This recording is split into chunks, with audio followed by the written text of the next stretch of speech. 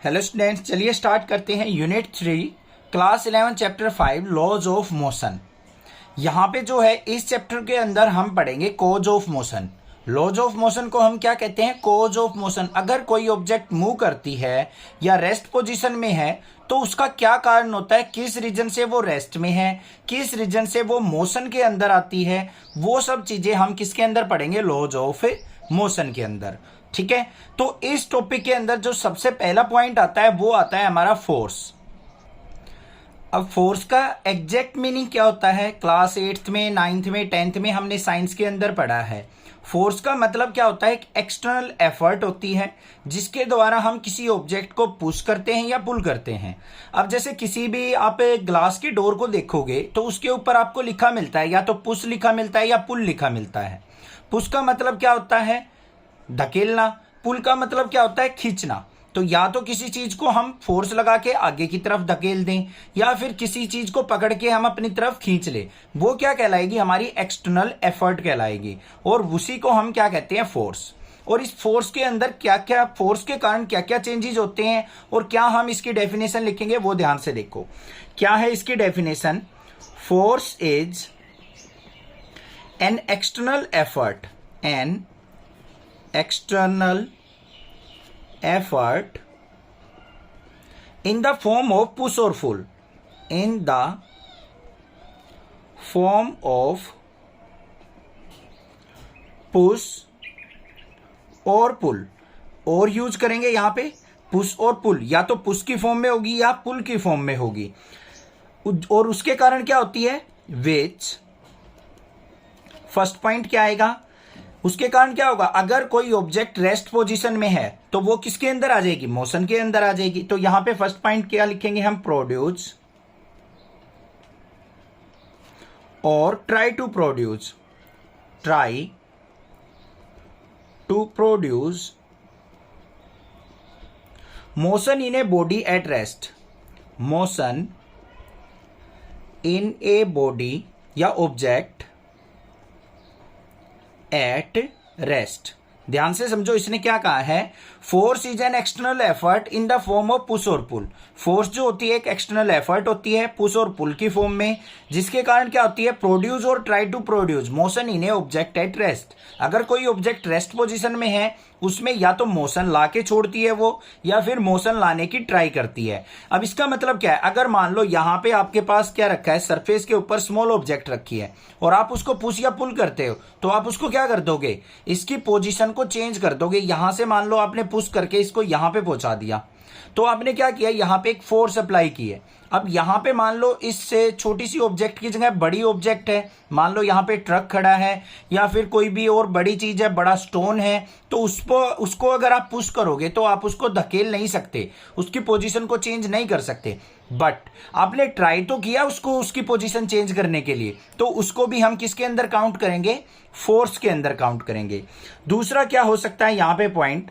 Stops और try to stop a moving body, stops और tries to stop a moving body, moving body. किसी moving body को आप क्या करो? या तो रोक दो या रोकने की कोशिश करो। उसके लिए भी आपने क्या करना पड़ेगा? एक एक्सटर्नल एफर्ट लगानी पड़ेगी। ये चीज भी इसके अंदर काउंट हो सकती है। तीसरा क्या है? अगर आप किसी ऑब्जेक्ट की डायरेक्शन को चेंज कर दो, चेंज और ट्राई टू चेंज, और tries to change direction of an object, direction of body या ऑब्जेक्ट, कुछ भी ले सकते हैं आप, कोई दिक्कत की बात नहीं है। अगर आप किसी मूविंग ऑब्जेक्ट की डायरेक्शन को चेंज कर दो तो भी क्या करना पड़ेगा? आपको एक्सटर्नल फोर्स अप्लाई करनी पड़ेगी। अब जैसे मान लो फुटबॉलर होते हैं, फुटबॉल से एक प्लेयर ने क्या किया? किक किया, दूसरा क्या करता है? अपने पैर से फोर्स लगा के उसकी डायरेक्शन को क्या कर देता है? दूसरे प्लेयर के पास कर देता है उस फुटबॉल को। तो आपने कर दी डायरेक्शन चेंज, उसके लिए आपने एक्सटर्नल एफर्ट लगानी पड़ी क्योंकि आपने अपनी तरफ से फोर्स अप्लाई की है, तभी तो उस बॉल की क्या हुई है? डायरेक्शन चेंज हुई है। ये हो गई हमारी फोर्स की एग्जैक्ट डेफिनेशन। क्लियर हो गई होगी। अब फोर्स को मेजर किस में करते हैं हम? हमेशा मोस्टली जो यूनिट होती है वो न्यूटन यूज की जाती है, वो हम प्रीवियस चैप्टर्स में पढ़ चुके हैं, डायमेंशन फॉर्मूले वाले में भी पढ़ चुके हैं। अब उसके बाद आती है types of force. Types of forces के अंदर वैसे तो मल्टीपल टाइप की फोर्स होती हैं, बट हम 2 ही टाइप की फोर्स पढ़ेंगे और बाकी जितनी भी फोर्स है ना उन सबको हम इन्हीं के अंदर काउंट कर लेते हैं। एक तो होती है हमारी कॉन्टैक्ट फोर्स, एक होती है हमारी नॉन कॉन्टैक्ट फोर्स। तो देखते हैं उनको भी। एक तो है हमारी कॉन्टैक्ट फोर्स, मतलब जब 2 ऑब्जेक्ट आपस में एक दूसरे के कॉन्टेक्ट में होती है, एक दूसरे के टच में होती हैं, उन फोर्सेज को हम कॉन्टैक्ट फोर्स के अंदर काउंट करते हैं। एक दूसरी फोर्स होती है हमारी, वो क्या होती है? Non contact force. Non contact forces मतलब दोनों ऑब्जेक्ट आपस में एक दूसरे के कांटेक्ट में नहीं है, बट उन दोनों के बीच में फिर भी फोर्स काम कर रही है। उनको हम किस कैटेगरी के अंदर रखेंगे? नॉन कॉन्टैक्ट फोर्स के अंदर। वैसे हमारे पास बहुत सारी फोर्स होती है नेचर के अंदर, वीक फोर्सेज भी होती है, स्ट्रॉन्ग फोर्सेज भी होती है, न्यूक्लियर फोर्स भी होती है, और मल्टीपल टाइप की फोर्स है। ठीक है, उन सबको भी हम इन्हीं के अंदर काउंट कर लेते हैं। अब कॉन्टैक्ट फोर्स के अंदर कौन कौन सी फोर्स आती है वो ध्यान से देखो। एक तो आती है टेंशन फोर्स, जो कि हमारी वायर्स के अंदर, स्ट्रिंग के अंदर होती है, इसको हम कैपिटल टी से रिप्रेजेंट करते हैं। दूसरी आती है नॉर्मल रिएक्शन, मोस्ट इंपॉर्टेंट है नॉर्मल रिएक्शन। ये हमेशा परपेंडिकुलर लगेगी और नॉर्मल रिएक्शन को हम कैपिटल आर से रिप्रेजेंट करते हैं। कई बार कहीं कहीं पे इसको कैपिटल एन से भी रिप्रेजेंट किया जाता है, और नॉर्मल रिएक्शन को कई बार कहीं कैपिटल आर से भी रिप्रेजेंट करते हैं। उसके बाद आती है फ्रिक्शनल फोर्स। फ्रिक्शनल फोर्स इसको हम एफ आर से भी रिप्रेजेंट करते हैं, और कई बार इसको म्यू से भी रिप्रेजेंट कर लिया जाता है। फ्रिक्शनल फोर्स के बाद और आती है एक स्प्रिंग फोर्स। स्प्रिंग फोर्स मतलब जो हमारे स्प्रिंग होते हैं, आपने देखा होगा पेन के अंदर भी होता है, या फिर बड़े बड़े स्प्रिंग होती हैं, उनके अंदर जो फोर्स काम करती है उसको हम स्प्रिंग फोर्स कहते हैं। इनको थोड़ा सा अभी डीपली पढ़ेंगे हम। अब नॉन कॉन्टैक्ट फोर्स क्या होती है? जब 2 ऑब्जेक्ट आपस में कॉन्टैक्ट में ना हो और फिर भी उनके बीच में फोर्स काम कर रही हो, वो कौन कौन सी हो सकती है? Magnetic force. मैग्नेटिक फोर्स के अंदर क्या होता है? एक मान लो ऑब्जेक्ट, एक मैग्नेट ये है, एक मैग्नेट ये है, ये नॉर्थ पोल है, ये साउथ पोल है, दोनों क्या करेंगे? आपस में अट्रैक्ट करेंगे एक दूसरे के। बट यहां पे देखो ध्यान से, दोनों एक दूसरे के कांटेक्ट में नहीं है, बट नियर बाय रखे हैं, फिर भी वो आपस में एक दूसरे को अट्रैक्ट कर रहे हैं, तो वो क्या हो गई? हमारी नॉन कॉन्टैक्ट फोर्स। उसके बाद हम यहां पे क्या लिख सकते हैं? इलेक्ट्रोस्टैटिक फोर्स भी। Electrostatic force.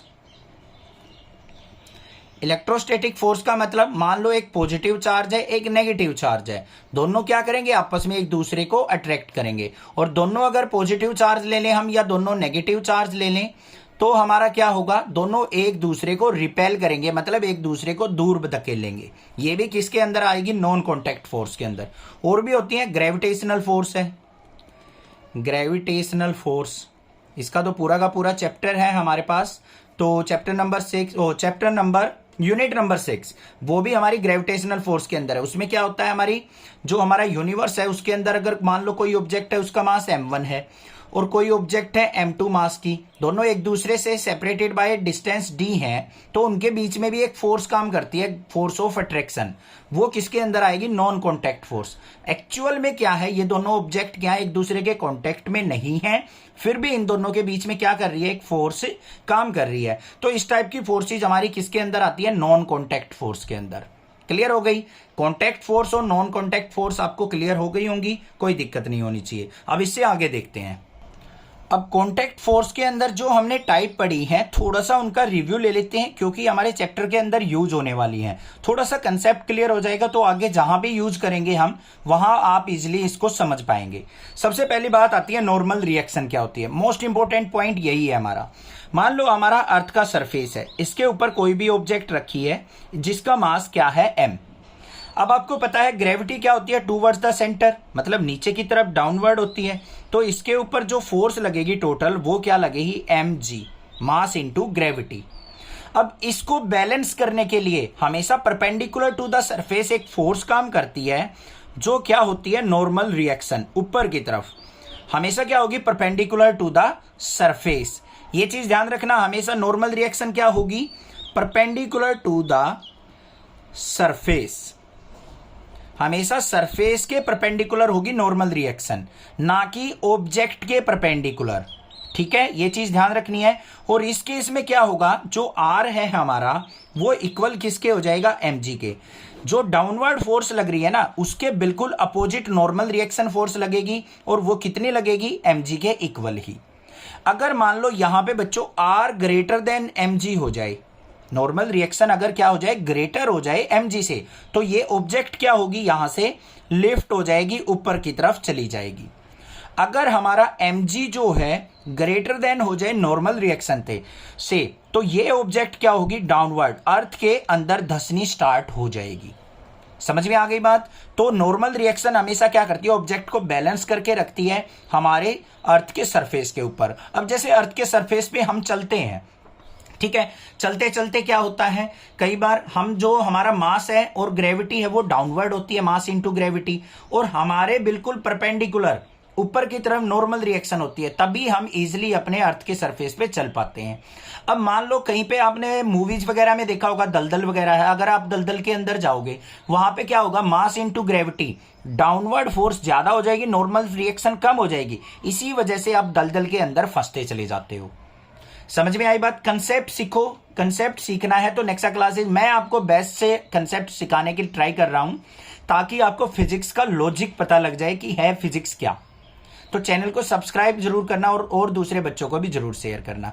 इतनी बात क्लियर हो गई। दूसरा, अगर मान लो आपके पास इंक्लाइंड सरफेस दे रखा हो बच्चों, इंक्लाइंड सरफेस मतलब मान लो ये हमारा अर्थ का सरफेस है, इसके ऊपर कोई इंक्लाइंड प्लेन है थीटा से, और इसके ऊपर मान लो कोई ऑब्जेक्ट रखी है ये m मास की।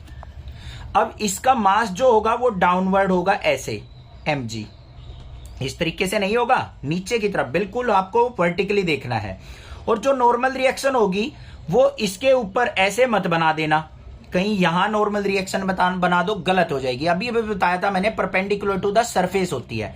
सरफेस कहां है, ये वाला जो इंक्लाइंड सरफेस है, इसके परपेंडिकुलर बनानी है, तो ये हो गई हमारी, क्या हो गई, नॉर्मल रिएक्शन।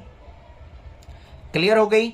अब जो ये डायग्राम है इसको एक तो आप इस तरीके से दिखा सकते हो, और दूसरा क्या तरीका है, इस नॉर्मल रिएक्शन को आपने ऐसे दिखा दिया, और मास जो है आपका यहां पे है mg, इस तरीके से। अगर इस तरीके से आप डायग्राम शो करते हो तो भी आपको पता लग जाएगा कि ये इंक्लाइंड प्लेन का डायग्राम है, और इस डायग्राम को हम क्या कहते हैं, फ्री बॉडी डायग्राम।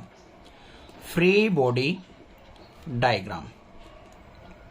कुछ बातें क्लियर हो गई होंगी, नॉर्मल रिएक्शन क्या चीज होती है, कैसे काम करती है। अब नॉर्मल रिएक्शन के बाद आ जाओ, हमारी टेंशन फोर्स क्या होती है।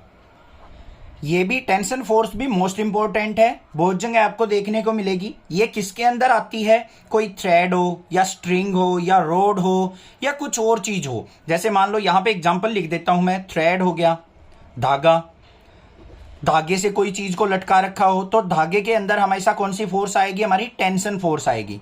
स्ट्रिंग कह सकते हैं, रस्सी कह सकते हैं, या फिर रोप वगैरह कह सकते हैं, या रोड हो, कोई लोहे की रोड हो सकती है, स्टील की हो सकती है, कुछ भी, बट वो मासलेस होनी चाहिए। उसको हमेशा क्या कॉन्टेक्ट मान के चलना है आपको, मासलेस वैल्यू होनी चाहिए उसकी, कोई भी मास उसका कंसीडर नहीं करना है। तब हमारी कौन सी फोर्स काम करती है, टेंशन फोर्स काम करती है। अब मान लो यहां पे क्या है, कोई भी एक सरफेस है या कोई भी रूफ है, इसके ऊपर क्या किया आपने, एक थ्रेड बांध दी, और यहां पे कोई m मास की ऑब्जेक्ट को आपने लटका दिया, तो इसका वेट जो होगा वो कहां होगा, डाउनवर्ड mg। तो टेंशन फोर्स क्या होगी, इसको बैलेंस करने के लिए ऊपर की तरफ लगेगी। अगर किसी सरफेस के ऊपर ऑब्जेक्ट रखी है तो उसका वेट डाउनवर्ड mg, उसको बैलेंस करने के लिए रिएक्शन होती है नॉर्मल रिएक्शन। अगर कोई थ्रेड से लटकी हुई चीज है उसको बैलेंस करने के लिए mg को बैलेंस कौन करेगी, ये टेंशन फोर्स। ठीक है, इस तरीके से भी हो सकती है। मान लो ये कोई भी ऑब्जेक्ट है, इसका मास है m, और यहां पे इसको क्या कर दिया, टाइटली बाउंड कर दिया, बांध दिया इसको। अब इस ऑब्जेक्ट को मान लिया हमने क्या कर रहे हैं, इस तरफ खींच रहे हैं mg, तो टेंशन फोर्स कहां लगेगी, इससे अपोजिट डायरेक्शन में। इसको अपोज करने के लिए, जो आप खींच रहे हो इसका अपोज करने के लिए क्या लगेगी, tension force, due to inertia. अब इनर्शिया क्या कहता है, आगे पढ़ेंगे जाके, कि हमारी जो ऑब्जेक्ट रेस्ट पोजीशन में है तो इनर्शिया क्या करता है, उसको रेस्ट में रखने की कोशिश करता है। तो हमने क्या किया, ज्यादा फोर्स लगा के इसको खींच लिया, तो अपोजिट में एक टेंशन फोर्स भी काम करेगी। इतनी बात क्लियर हो गई, कुछ कुछ समझ में आ गया होगा। टेंशन फोर्स कहाँ पे काम करती है, थ्रेड, स्ट्रिंग, रोड वगैरह में। उसके बाद क्या होती है, स्प्रिंग फोर्स। जैसे हमारा स्प्रिंग होता है, स्प्रिंग आपने देखा होगा इस तरीके से होता है। मान लो इस पे कोई वेट लगा दिया हमने mg, m मास का mg हो गया, तो इसमें जो स्प्रिंग के अंदर टेंशन होगी एक तरीके से, जो ये स्ट्रेच होगा उसको हम क्या कहेंगे, स्प्रिंग फोर्स कहेंगे। उसको बहुत ज्यादा आगे पढ़ना है, अभी इसके बारे में ज्यादा डीपली नहीं लेंगे हम। और जो लास्ट चीज आती है इसके अंदर, फ्रिक्शनल फोर्स, वो थोड़ी सी हम ध्यान से देखेंगे। यहाँ पे कौन सी फोर्स आती है हमारी, फ्रिक्शन। फ्रिक्शन का मतलब क्या होता है, एक तरीके से हिंदी में बात करें तो घर्षण होता है। और दूसरा काम क्या होता है फ्रिक्शन का, किसी भी ऑब्जेक्ट के मोशन का अपोज करना, क्या काम होता है, फ्रिक्शन का काम। अब मान लो यहां पे कोई भी ऑब्जेक्ट है, या फिर ये हमारी मान लो क्या है, गाड़ी। यहां पे ये टायर लगे हुए हैं इसके, ठीक है, ये गाड़ी हो गई। अब ये मूव करना स्टार्ट करती है इस तरफ, तो फ्रिक्शनल फोर्स क्या करती है, इससे अपोजिट डायरेक्शन में काम करती है, इसके मोशन का अपोज करने के लिए। अब गाड़ी को एक्सेलरेट करते हैं, स्टार्टिंग में हमें थोड़ी सी ज्यादा रेस देनी पड़ती है, थोड़ा सा ज्यादा एक्सेलरेट करना पड़ता है, क्योंकि उस टाइम पे रोड और टायर के बीच में फ्रिक्शनल फोर्स काम कर रही होती है। समझ में आ गई बात, क्लियर है। और कई बार क्या करते हो आप, जैसे इसके ऊपर, रोड के ऊपर चल पाते हो, या फिर आपकी गाड़ियां रन कर पाती हैं, वो फ्रिक्शन के कारण ही रन कर पाती हैं। अगर फ्रिक्शन ना हो ना, तो ना तो आप ब्रेक अप्लाई कर पाओगे, ना ही आपकी गाड़ी रुकेगी, ना ही आप इजीली अपने सरफेस के ऊपर चल पाओगे। तो फ्रिक्शन फोर्स का मतलब क्या है, always oppose the motion of a object. बात क्लियर हो गई, यहां पे कोई दिक्कत नहीं होनी चाहिए। जो 3-4 टाइप की मैंने फोर्स बताई हैं, जो हमारे सिलेबस के अंदर है, यूज होने वाली है, वो आपको क्लियर हो गई होंगी। इसके बाद पढ़ेंगे हम लीनियर मोमेंटम के बारे में, और लास्ट टॉपिक करेंगे आज इस वीडियो में इनर्शिया। ये 2 टॉपिक और कवर करेंगे। उसके बाद नेक्स्ट वीडियो में लेके आएंगे हम लॉज ऑफ मोशन, ठीक है। अब लीनियर मोमेंटम के बारे में सारा का सारा कंसेप्ट सीख लेते हैं।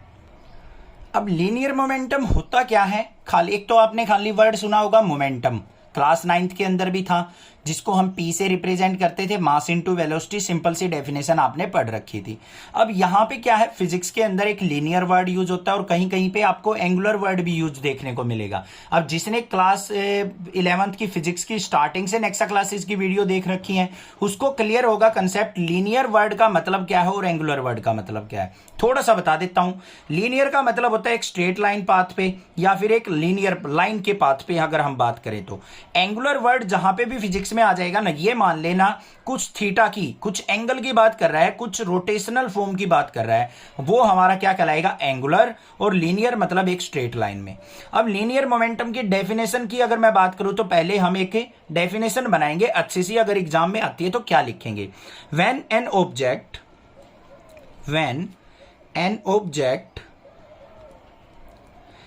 Of mass m moving with velocity v, then momentum is product of mass of object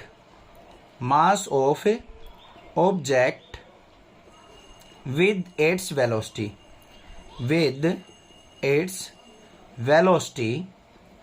is called linear momentum, and it is denoted by, वो भी लिखेंगे, it is denoted by P। Capital P से भी लिख देते हैं, small p से भी लिख देते हैं। तो P से इसको क्या किया जाता है, रिप्रेजेंट किया जाता है। तो लीनियर मोमेंटम हमारा किसके इक्वल हो जाएगा, मास ऑफ ऑब्जेक्ट, और जिस वेलोसिटी से वो मूव कर रही है उनकी प्रोडक्ट को हम क्या कह देंगे, linear momentum. P is equal to m into v. ये हो गया। अब ध्यान से देखो, यहां पे मास तो हमारे वेक्टर क्वांटिटी नहीं होती, वेलोसिटी होती है, तो वेलोसिटी के ऊपर वेक्टर साइन लगा देंगे, तो मोमेंटम भी हमारा क्या हो गया, वेक्टर क्वांटिटी हो गई। तो यहां पे क्या लिखेंगे हम, मोमेंटम इज वेक्टर क्वांटिटी, ये चीज लिखी जाएगी। बात क्लियर हो गई। दूसरा, यूनिट की बात करें तो यूनिट क्या हो जाएगी, m क्या है, मास, SI यूनिट हो गई किलोग्राम, और वेलोसिटी की क्या होती है, मीटर पर सेकंड। अगर CGS यूनिट की बात करें तो किलोग्राम की जगह क्या आ जाएगा, ग्राम, और यहाँ पे मीटर ही रहेगा सीजीएस में, ग्राम मीटर पर सेकेंड। ये हमारी सीजीएस यूनिट हो गई, ये हमारी एसआई यूनिट हो गई। बात क्लियर हो गई या नहीं हो गई? इतनी बात कोई दिक्कत नहीं होनी चाहिए। उसके बाद डायमेंशन फॉर्मूले की बात करूं मैं तो क्या होता है, मास का m हो गया, वेलोसिटी का LT-1 हो गया, तो mLT-1 is the dimension formula of a linear momentum. अब बात करते हैं यहां पे, देखो हमारा P = mv था, ठीक है बच्चों। अब यहां पे अगर मैं कहूं first condition, if m is constant, क्या कहा मैंने, m इज कांस्टेंट। अगर m क्वांटिटी हमारी कांस्टेंट हो, किसी ऑब्जेक्ट का मास कांस्टेंट हो, तो लीनियर मोमेंटम हमारा क्या होगा, डायरेक्टली प्रोपोर्शनल टू वेलोसिटी होगा। अब यहां पे कांस्टेंट टर्म हो गई m, तो कांस्टेंट और इक्वल टू को हम चेंज किस में कर देते हैं, डायरेक्टली प्रोपोर्शनल के साइन में। तो p डायरेक्टली प्रोपोर्शनल v के, मतलब वेलोसिटी अगर ज्यादा होगी तो मोमेंटम भी क्या होगा, ज्यादा। अगर मोमेंटम कम है तो वेलोसिटी भी क्या होगी, उस ऑब्जेक्ट की कम होगी। बात क्लियर हुई, समझ में आया। सेकेंड पॉइंट, अगर हम कहें if velocity is constant, velocity क्या है किसी ऑब्जेक्ट की, कांस्टेंट, तो हमारा जो p होगा लीनियर मोमेंटम, वो डायरेक्टली प्रोपोर्शनल किस पे डिपेंड करेगा, मास के ऊपर। अगर किसी ऑब्जेक्ट का मास ज्यादा है तो मोमेंटम भी ज्यादा होगा, और अगर मान लो हमारा मोमेंटम कम है तो हमारा मास भी क्या होगा, ऑब्जेक्ट का कम होगा। इतनी बात क्लियर हो गई। दूसरा, यहां पे एक पॉइंट और आता है हमारा, if P is constant, momentum अगर कांस्टेंट हो जाए, इसको हम मान लेंगे 1 = mv, तो यहां पे क्या हो जाएगा हमारा, v जो होगा वो इनवर्सली प्रोपोर्शनल टू m होगा। v क्या होगा हमारा, वेलोसिटी जो है इनवर्सली प्रोपोर्शनल टू m। मतलब क्या है इस बात का, अगर कोई हैवी ऑब्जेक्ट है जिसका मास ज्यादा है तो वेलोसिटी उसकी कम होगी, अगर कोई ऑब्जेक्ट जिसका मास कम है तो उसकी वेलोसिटी क्या होगी, ज्यादा होगी। ये बात समझ में आई। इसको समझने के लिए एक और कंडीशन ले लेते हैं हम यहां पे, देखो ध्यान से, when two object of unequal mass m1 and m2 having same linear momentum, लिख लो या कांस्टेंट लिख लो, having same linear momentum, तो क्या होगा, ध्यान से देखो, लीनियर मोमेंटम किसके इक्वल होता है, p = mv। तो यहां पे एक ऑब्जेक्ट जो है उसका मोमेंटम मान लेते हैं p1, दूसरी ऑब्जेक्ट का मान लेते हैं p2। तो p1 = क्या हो जाएगा, इस पहली ऑब्जेक्ट का मास क्या था, m1, वेलोसिटी क्या होगी, v1। यहां पे इसका मास m2, वेलोसिटी क्या होगी, v2। अगर m1 m2 को एक साइड लिखें, m1/m2 आ गया, इक्वल टू क्या हो जाएगा, v2/v1। तो m1 देखो, mass of first object inversely proportional its velocity, तो क्या हो जाएगा, heavier body has small velocity. जो हैवियर ऑब्जेक्ट होगी उसकी वेलोसिटी क्या होगी, स्मॉल होगी, और लाइटर बॉडी जो होगी उसकी वेलोसिटी क्या होगी, ज्यादा। ये था कंसेप्ट हमारा लीनियर मोमेंटम का। ये क्लियर हो गया होगा। अब लास्ट टॉपिक देखते हैं हम, इनर्शिया क्या चीज होती है। सबसे पहले बात करेंगे हम इनर्शिया का मीनिंग क्या होता है। इनर्शिया के बारे में पहले थोड़ा सा समझो, फिर उसकी डेफिनेशन लिखेंगे, क्योंकि कई बार बच्चों को कंसेप्ट तो क्लियर होता है इनर्शिया का, बट उसकी डेफिनेशन बनाने में, उसको समझाने में वो कंफ्यूज रहते हैं। इनर्शिया का मतलब क्या होता है, एक फिजिकल फोर्स होती है, एग्जिस्ट करती है, जो किसी भी ऑब्जेक्ट को अगर वो रेस्ट पोजीशन में है तो रेस्ट में ही रखने की ट्राई करती है। इनर्शिया क्या है, एक फिजिकल फोर्स होती है जो अगर कोई ऑब्जेक्ट रेस्ट पोजीशन में है तो उसको रेस्ट में रखने की ट्राई करेगी, अगर कोई ऑब्जेक्ट मोशन में है तो उसको मोशन में रखने की ट्राई करेगी। उस फिजिकल फोर्स को हम क्या कहते हैं, इनर्शिया कहते हैं। अब इसकी डेफिनेशन देख लो कैसे लिखेंगे। A physical force that keeps things या ऑब्जेक्ट, कुछ भी लिख सकते हैं, that keeps things where they are.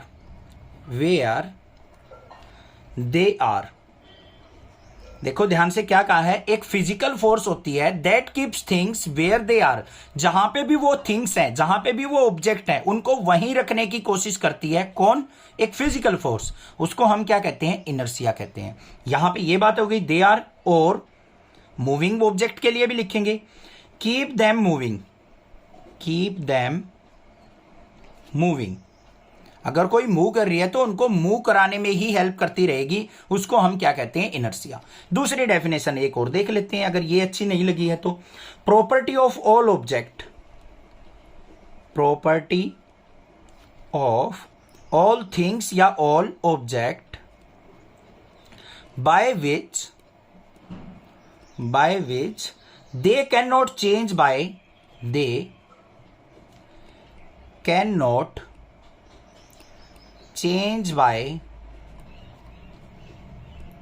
themselves their state of rest or motion। अब इसको समझेंगे ध्यान से, देखो एक बार। प्रॉपर्टी ऑफ ऑल ऑब्जेक्ट, ये एक सभी ऑब्जेक्ट की प्रॉपर्टी होती है, by which they can not change by themselves, जो अपने आप से चेंज नहीं हो सकती। कौन सी? देयर स्टेट ऑफ रेस्ट और मोशन। ऑब्जेक्ट की स्टेट ऑफ रेस्ट और मोशन को अपने आप से चेंज नहीं करेगी, उस प्रॉपर्टी को क्या कहते हैं, इनर्शिया कहते हैं।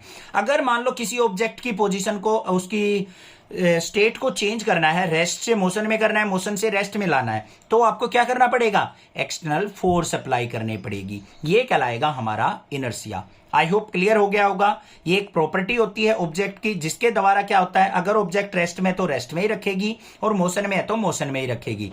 ये हमारे न्यूटन्स के लॉ हैं, उससे रिलेट करती हुई डेफिनेशन होती है। न्यूटन लॉ पढ़ेंगे, आपको वहां पे लगेगा सर कुछ हमने जो इनर्शिया के अंदर पढ़ा था वही चीज हम न्यूटन्स लॉ के अंदर भी पढ़ रहे हैं।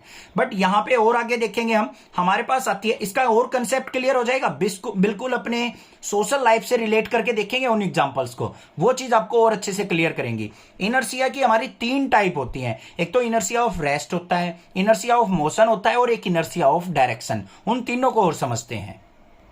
सबसे पहली जो टाइप आती है वो आती है हमारी इनर्शिया ऑफ रेस्ट की। पहले डेफिनेशन लिखेंगे फिर समझेंगे।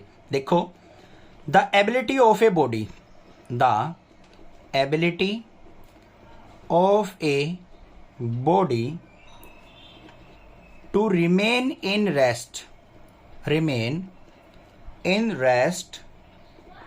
or remain in its position, remain in rest is called inertia of rest।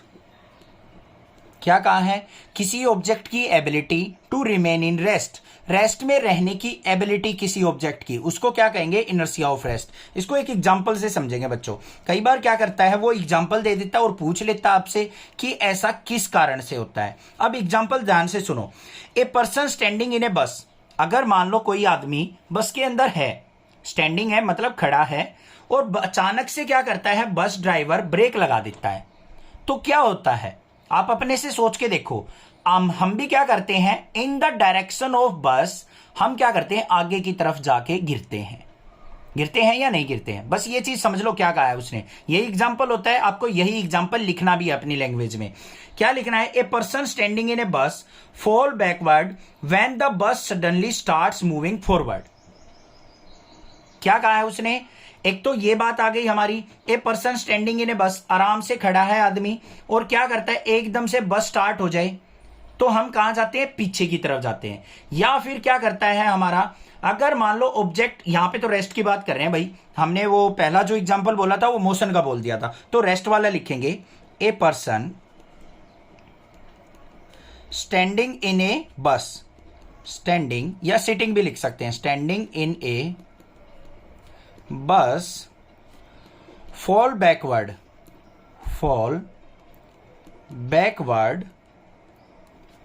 when the bus suddenly start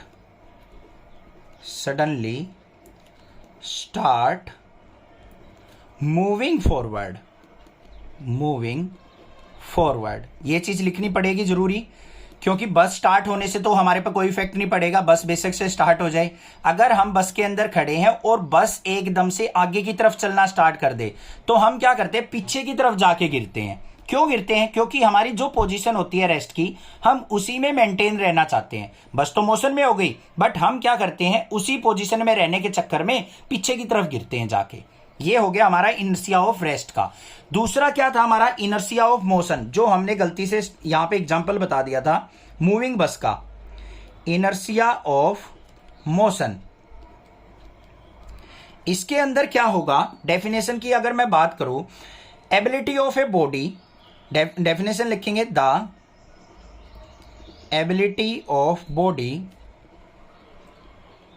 to remain its state of motion, body to remain in states of motion is called inertia of motion।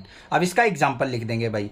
यहां पे inertia of motion, motion का मतलब क्या है, पहले already motion में होने चाहिए। अब जैसे बस चल रही है भाई, आराम से 60 किलोमीटर पर आवर की स्पीड से चल रही है, और अचानक से एकदम बस क्या कर दे, ब्रेक लगा दे, बस तो रुक गई, बट हमारी बॉडी ने तो ब्रेक नहीं लगाए। बॉडी क्या करती है, उस बस के साथ साथ मोशन में रहने की ट्राई करती है, और एकदम से हम धड़ाम से आगे की तरफ जाके गिरते हैं। उसको क्या कहेंगे, हम इनर्शिया ऑफ मोशन कहेंगे। यहां पे एग्जांपल आप आसानी से लिख दोगे, when a moving bus suddenly stops, a person sitting in it और standing in it fall forward. Example लिख भी देते हैं भाई, कई बच्चे लिखने में कंफ्यूज हो जाएंगे। When a moving bus suddenly stop, एकदम से रुक जाए, मतलब बस तो आ गई उसमें रेस्ट पोजीशन में, तो हम क्या होंगे, ए पर्सन स्टैंडिंग इन बस फॉल्स फॉरवर्ड। तो आदमी क्या करेगा, आगे की तरफ जाके गिरता है। ये किसका एग्जांपल है, इनर्शिया ऑफ मोशन का। थर्ड बच गया हमारा, वो क्या होता है, इनर्शिया ऑफ डायरेक्शन। उसको भी समझ लेते हैं, छोटी सी डेफिनेशन है, यहां पे देखो, इनर्शिया ऑफ डायरेक्शन, इसका मतलब क्या है, पहले आम जनरल लाइफ से रिलेट करेंगे। मान लो भाई हम गाड़ी के अंदर बैठे हैं, आप का जो मान लो फादर है या फिर कोई बड़ा भाई है या कोई ड्राइविंग कर रहा है, आप बैठे हो दूसरी साइड, और एकदम से क्या कर दे आपका भाई, या तो यू टर्न ले एकदम से, या फिर क्या कर दे, एकदम से गाड़ी का कट मार दे, लेफ्ट या राइट। तो आप क्या करते हो, जैसे लेफ्ट साइड कट मारा तो लेफ्ट साइड गाड़ी तो टर्न करेगी, साथ में आप जो जिस सीट पे बैठे हो आप भी एकदम से लेफ्ट साइड जाके गिरते हो या नहीं गिरते हो। ऐसे ही क्या होता है, यू टर्न लेते हैं, अब गाड़ी मान लो इस तरीके से घूम रही है, तो आपकी भी जो पोजीशन है, आप यहां पे गाड़ी में इस तरीके से बैठे थे, थोड़ा सा आप राइट साइड टेढ़े हो जाओगे या नहीं, झुक जाओगे। तो वही चीज क्या कहलाती है, इनर्शिया ऑफ डायरेक्शन कहलाती है। समझ में आई बात, कोई दिक्कत नहीं है, क्लियर होनी चाहिए। अब इसके अंदर क्या लिखेंगे, द एबिलिटी या inability of body to change by itself its direction of motion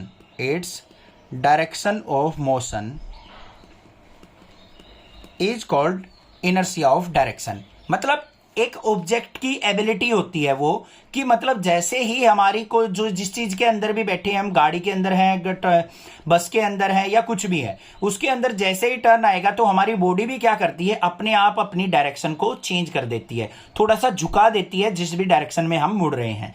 वो चीज किसके अंदर आएगी, इनर्शिया ऑफ डायरेक्शन के अंदर आएगी।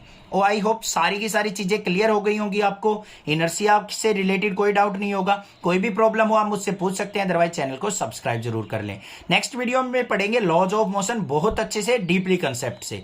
कोई भी दिक्कत हो पूछिए मुझसे, अदरवाइज चैनल को सब्सक्राइब ज्यादा से ज्यादा शेयर कर दीजिए। Thank you students for watching next classes video.